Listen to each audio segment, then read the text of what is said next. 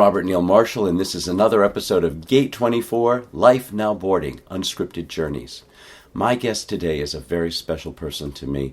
Elizabeth Marshall is a photographer. She was an actress. She was a single mom with a kid in tow, went through a divorce, remarried, and created quite a remarkable career. And I'm also proud to say, that's my mom. I sat down with her in Florida not too long ago, and I'd like to share a very personal conversation with you, a very special time to sit down with my mom and learn a little bit about her journey. And things are not always what they seem to be. So, Mom, thank you for being part of Gate 24 Unscripted Journeys. Everyone, I hope you enjoy.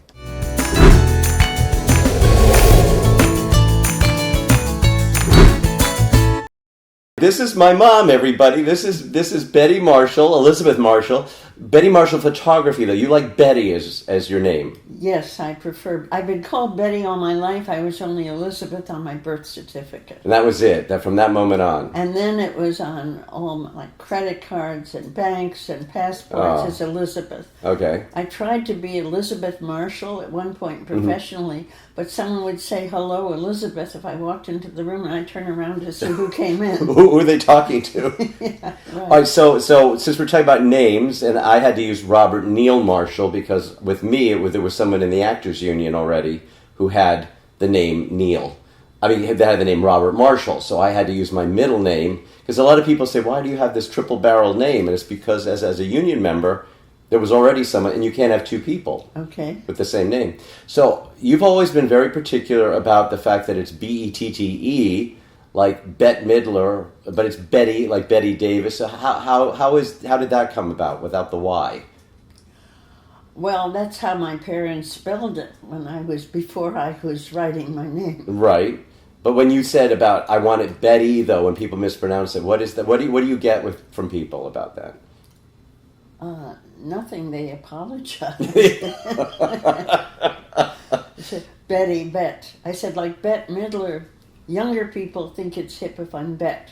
Got it. Okay. When I was about 12 or 13, I decided I wanted to act and be in commercials. And I went down to the Social Security office to get a card. And my father was a filmmaker, Jack Lieb, Lieb. So I didn't want to use my maiden name, which was Lieb, because it didn't want to look like I'm just doing this because my father makes films. Right. So I decided I would be Betty Lane. Oh. So my first Social Security card was for Betty Lane, Lane. Interesting. Okay. All right. So talking about younger people, I want to rewind. A lot of my friends have seen a lot of posts of the two of us when I was very young and you were younger, and people were taking pictures like at airports and things when we would arrive, and people might go, "Why were there all these pictures of you and your mother arriving at an airport? Like, that doesn't happen to normal people. Just photographers show up." But you were a bit of a celebrity as a young kid from your early days in theater or pageant work, things like that, right? Did you actually do a lot of commercials as a kid then? How did you get started? Not really. I started when I was 12 or 13 when I went to the Social Security office. Then after that I had a modeling agency, sort of a talent/modeling agency, and they sent me for a couple things. I remember being in a Tony Home Permanent ad in a magazine. Okay. And they cut my long hair into this short, ugly thing. But you did more than just that. You had an agent that really wanted you to be in a beauty pageant back then. Well, that wasn't when I was 13. That was as I was turning 18, which was the minimum age. And I knew by then I wanted to act. And when I was in school, I would motivate myself. If I had to write a paper in French, I'd write about Molière because it had to do with theater, with a play. Right. And then I started to do performances in the school I went to. They would have morning exercises where you could put on a production. I directed stuff, I acted in stuff in school, and that became my thing to do. And I'm sure there was a circle of friends that became very close because of your connection. That's my friends. A lot of them come from what we do, our loves, our theater. Well, not when I was in school. Nobody else was doing that. Really? Well, Okay. as a high school senior, Billy Jacobson and I Okay. ran the Drama Association, and I directed stuff. I did a reading of Elizabeth the Queen from Maxwell Anderson, Okay. and I played both Mary and Elizabeth in the cell. Is this because you were directing and you could give yourself both parts, or there was no one to play the other parts? No. No, it wasn't that. I did a reading of both parts. That was what I was doing. Got you it. know, Mm-hmm. I have seen but a poor likeness, yet I believe this is Elizabeth. You remember that? Isn't it funny? We talk about, I can't remember a name I heard yesterday, but I can remember some of the lines from that. from the play from long ago. I wanted to get to the pageant because we were talking about originally people taking pictures of us and why would they take pictures of us? Because you did get a bit of a renown in Chicago as a teenager. Well, when I was just graduating and turning 18, the agent who had sent me out for a couple of auditions Right. said, "You're 18, good, I think we'll put you in the Miss Chicago contest." Right. And I didn't want to be a beauty queen. In my mind, beauty queens were kind of done, and I was a good student, and I was going to go to Sarah Lawrence College Right. in the fall. But because I wanted to act, she said, "Well, you'll have to do a scene from a play." So I went into it just for fun because I could do a scene. As Right, the audition, okay. And ended up becoming Miss Chicago. Miss Chicago. Now, Miss Chicago, this was the precursor to the Miss America pageant, wasn't it? Well, in those days, Chicago and New York were the only cities that went to the finals like the states. California wasn't a state yet. Wasn't that long ago. I Not know, that I'm old. teasing. Now, all right, so you had the big cities then that participated in the Atlantic City. Only New York and Chicago went to the finals Right. in Atlantic City, Okay. which I had a terrible time in Atlantic City. Well, I mean, it's got to be a lot of pressure. I think Cloris Leachman was a Miss Chicago before you. 10 years before me. And Marianne Mobley was Miss America at one point, wasn't she? She wasn't from Chicago. She was the Miss America the year before I went into it. So she was one who was handing over her crown to then Right. the winner. Okay. But I ended up not being a finalist. Yeah, but you were there. So Yeah. was there a lot of pressure to... Well, yes, because I had done, in the audition in Chicago, my high school senior play, The Skin of Our Teeth, so I did a scene where, Mr. Antrobus, I'm not one of those girls that goes out for beauty contests. Right. In the beauty contest. Right. But the agency in Chicago, which was a talent agency, said, Yeah. "Oh, you can't. You go can't and do that." You can't make fun of Atlantic City in Atlantic City." So I ended up doing the potion scene from Romeo and Juliet. Oh, that must have been a killer in Atlantic City at the Miss America pageant. So I had this expensive pearl-encrusted costume, Right. and stay, Tybalt, stay. You know? In Miss America, yeah, that might have been a little highbrow for them back then. No, it was a little lowbrow the way I did it. I mean, I wasn't a Shakespearean actress at that point, but it wasn't right for Atlantic City. And then I realized at a rehearsal that it wasn't right, and I cried during a rehearsal on Bert Park's shoulder. Right, Bert Parks. During a Here she rehearsal. comes, Miss America. That's the one. Right, And, right. So I think that disqualified me as being too nervous for all of this. Crying on set. Sarah Lawrence was not a college for beauty queens. So Right. I felt out of it from the time I went there and Right. embarrassed about it. Isn't that funny? You know you're a smart person, and here you are with this amazing opportunity, and yet the perception is that you wouldn't have been right or the right type. That's an interesting challenge for people. Yeah. No, how did you overcome that? I mean, you obviously went to Sarah Lawrence, and you I got quit to get married after my first year to your father. okay, which was a short-lived marriage. Yeah. So and he was a captain going into the army, or Well, he was That's back when everyone got drafted. Men all got drafted. Right, okay. It wasn't a volunteer army. Right, right. And so when we had first started dating, Mm-hmm. and he was a grown-up, he was like a lawyer and 25 years old, and I was a college freshman. Right, right. That's a big difference at that age. And I'm having a mental block about Which is about the whole marriage, which is just about as the well. whole marriage. No, so But the best thing that came out of it was you. Ta-da! it was me. But I mean, in that day and age, though, it was a thing, wasn't it, that you didn't have relationships with someone unless you were married. I mean, generally, it was sort of the way of the world. Especially with my mother, you didn't do it Right, until you were married. So right. I got married. You got married to do it.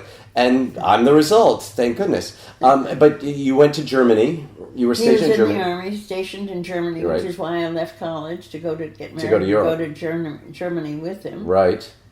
And then we went back to Baltimore. Right. And various problems, including with his family. Well, it's always the in-laws, no matter on what side, have got to be difficult. And you did do some TV. So that was the thing. You were already somewhat famous in a certain level when you would come back to Chicago because you were Miss Chicago at the time. So the cameras would want to take pictures of you. So when I went back, that got me into a couple of theater productions in Chicago. Right. When you were little and I went back home with you. Right. And my parents helped me take care of you when I went to auditions. To do that. And you did some theater and some commercials in Baltimore, too, briefly. Yeah, I did a series of magazine ads. Right, for some kind of china and silverware. I think there's one of you ironing or for Alka-Seltzer or something like that, or you had a migraine headache. That was when I went back to Chicago or was in New York. I forget which. But you were doing these kinds of projects. So you went back to Chicago. So the way of showing a housewife in those days, right? It was an ad for Alka-Seltzer in Life magazine. Right. Was me suffering from a stomach pain while I'm ironing, because what else did women do? Right. You weren't running a corporation and having a headache over some employee. The ironing wasn't working. Right. So I remember it being an ad on two sides of the outside of the page when you open them. Like a before and after. Before and after, and I'm happily now ironing because you took Alka-Seltzer. So obviously it came to a point where the marriage was not going to work. You left my father to go back to finding your independence. That must have been a struggle in any case. How did you do that at 20 some odd years old with a kid in tow to then make it on your own? That's a challenge that I think most people would not know about. If I had known how difficult it was and thought about it, I might not have done it. Interesting point. Okay. But my life wasn't going to be about being a housewife in suburban Baltimore. Or suburban anywhere, really, at that point. Or suburban anywhere. Because you had dreams of the things. And I still wanted to act. Right. And at one point, all the actors in Baltimore, I was in a play with a local theater company, and we all went to audition for the role of an extra in a TV series, Route 66. Oh, they were filming in Baltimore. Like The Wire filmed in Baltimore, and Veep and Game Change and some of those other shows. So they were just filming for some extras with under 5 lines. Got it, right.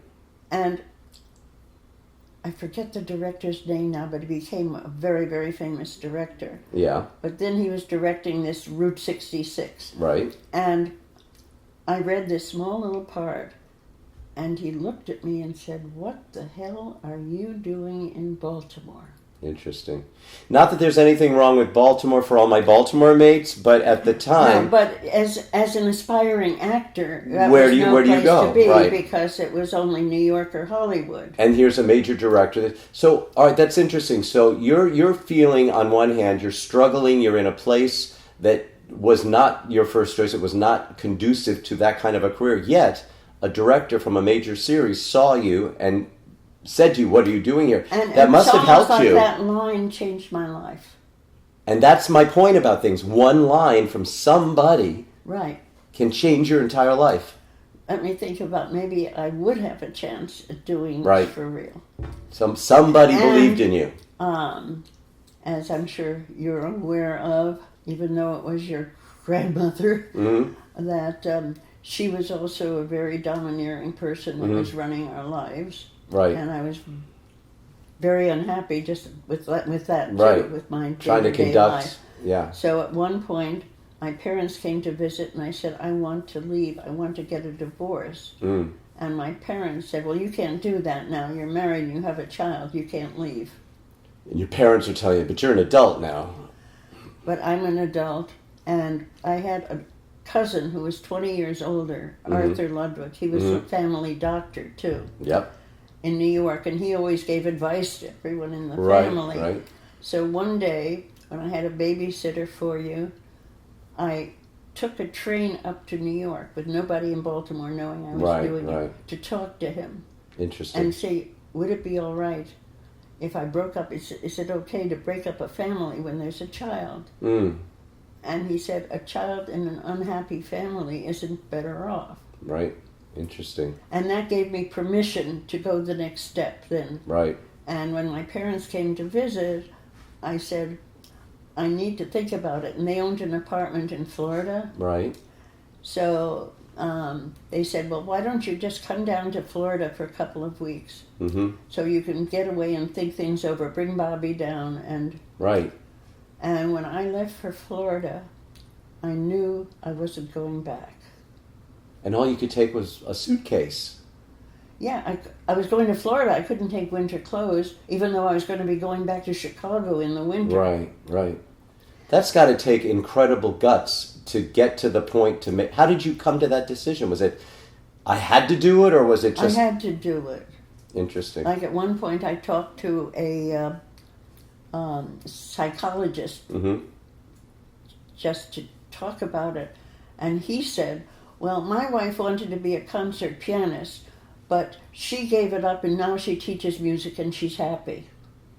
That was his advice for girls in those days. Right. And someone might be happy that way, but you have bigger dreams. And a lot of people have bigger dreams that hold them back because they don't know how to go about it, or they don't have the people around them to support them. So you found someone who gave you, through that director who gave you just some positive feedback, gave you power. Right. Then, and then I was in that play, The Happiest Millionaire, it was called. And my husband's stepbrother and his wife, who was also an attorney and a judge, came to see the play. Yeah. And after seeing me in the play, she said, when you're on stage, you can't look at anybody else. So even they were... Right. And they were part of the inner family, so somehow, so bit by bit. They knew. They even said at one point that I was going to keep growing. Sure. But that... my husband at the time wouldn't. He would be who he was. Which is fine. I mean, that was his journey. And again, going back to the very beginning, had this been a more modern time, you might have had a really nice affair and you would have had a great time, and then you realize you weren't right and you go your separate ways. But it didn't work that way in those days. And there are people today that still feel that pull to do what's right. So I went to Florida, and when I packed, I knew I couldn't pack winter clothes. Right. But I took my passport and a couple of key papers and your birth certificate. Right. And I felt very sort of like I'm sneaking doing this. Right. And I took those with me. Yeah. And after I was there for about 10 days, I said to my mother, I'd like to talk to a lawyer. To do it there. Right. And the lawyer said to me, don't tell anyone, but go up to Baltimore when no one's there. Take everything out of the house and then leave, and then tell them you're going. I said, I won't do that. That doesn't feel right. Yeah. So I finally then just said I wasn't coming back. Right.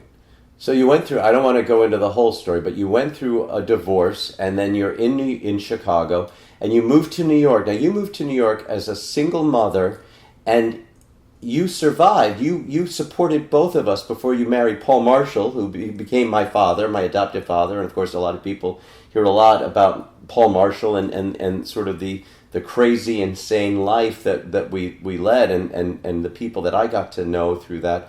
But you went to New York with a kid in tow, How did you do that? You said you got an apartment and you survived on, you got TV commercials. I felt I had no choice. Okay.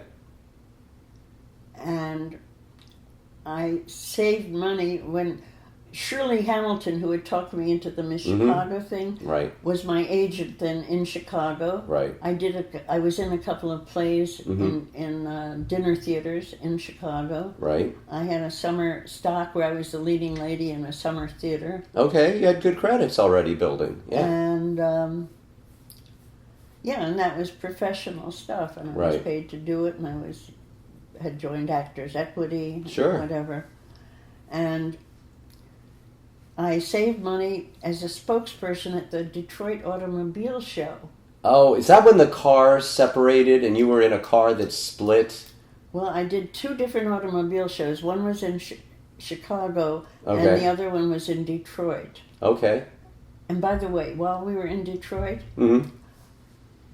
a loudspeaker came on, and it was John Kennedy talking about the Cuban invasion that failed. Oh, wow.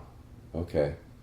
I remember that. Being in Detroit for that. And so I saved $500, which I guess by today's money... That's a lot of money, yeah. Would have been like a couple thousand. Right. And an actor I met in Chicago just doing commercials had a friend in New York who was a woman with a child who was going away for the summer to be in summer theater herself, so she was subletting her apartment. Oh, I never knew that's how that happened. So that was on, like, I forget, West 70th Street or something. Okay. Where you threw an umbrella out the window. That was we lived on West 86th Street. That was afterwards. Afterwards. I stayed there just for the summer to see if... By the way, I want to interrupt for a second to let my friends know that, yes, I had this crazy fetish about throwing things out of the window and watching them fall, and the elevator man would show up with pillows, blankets. I had a G.I. Joe. That was fair, because he had a parachute. But... But I did. We lived at... It's a kid in the city. What do you do? All right, sorry. So she had the apartment. We finally moved to another apartment. But how did you pay for these things in New York? Well, as I said, I had $500. I spent $300 to have the apartment for 2 months. Okay. Try that in New York today. New York today. That would barely get you dinner for 4. You need $3,000 to have an apartment for a week of Airbnb. Okay, so, but then you sort of did more commercials, but So I got into... Yeah, I went to a bunch of auditions, and I had headshots, and I'd done some acting in... Right. One of the things Shirley sent me to do to earn money to go to New York was TV networks meet to like a convention, a conference of some sort. Yeah, to sell their new series for the next year and whatever. Right. And I was just supposed to smile and hand out brochures, and a man came up to me, an older man, and asked me something about if I acted, and I told him I did. And he said he was vice president, Screen Gems. Oh. He was vice president of Screen Gems. And I wasn't sure if he was just coming on to me. Yeah, right. And I was still very proper. Yes. You know, my mother was waiting in the lobby when I went to meet him. Right. And your kid was at home with a daycare or something. Something like that. Right, okay. And he arranged for me to go to Hollywood and do a screen test. Interesting. That's how that happened. Yes. Okay. And it turned out, he said, you remind me of my ex-wife. He was married to Joan Fontaine. Oh, okay. There you go. So I thought it was a big come-on, of course. Right. But I met with him. He had me arranged for me to meet with him at his hotel, which made me nervous. Right, of course. Right. But while I was there, he called the studio in California and had his casting director set up for me to go and do a screen test. Right.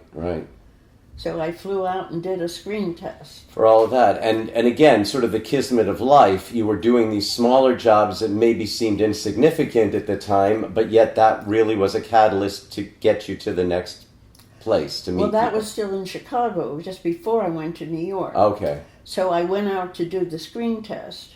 So this is before you even got to New York. You already had built this. Yes. Okay. So I did the screen test. I had did a scene from It Happened One Night, which is a comedy one, which I'm afraid I've lost. I don't know where it is. But that wasn't so great. And I did a scene from Here to Eternity, which was pretty good. And I have the video still of that. Yeah, I don't know if I can find it. But he said there was no specific part to sign me. There was a time when the studios would sign someone for 5 years just to be on contract. Yeah. To be on contract. But they weren't doing that. He needed a part to sign me for. A specific role, yeah. And he said he couldn't do that right then. Right.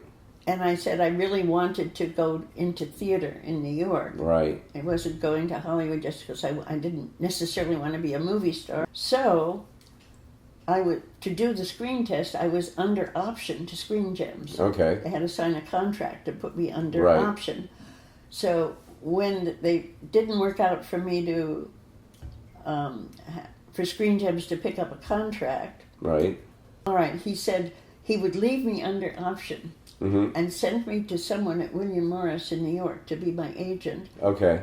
So I could go and say I'm under option to Screen Gems. Right. So then I wasn't just another... Right, and William Morris would pay attention. So William Morris signed me as a client. Right, that's how it happened. I wondered about that. So that's how it happened. And then I know somewhere in that time, because it was in the early 60s, we always joke, but I love the fact that you were signed briefly as one of the finalists to be in the pilot for Gilligan's Island, to play the role that ended up being Ginger, that Tina Louise ended up playing.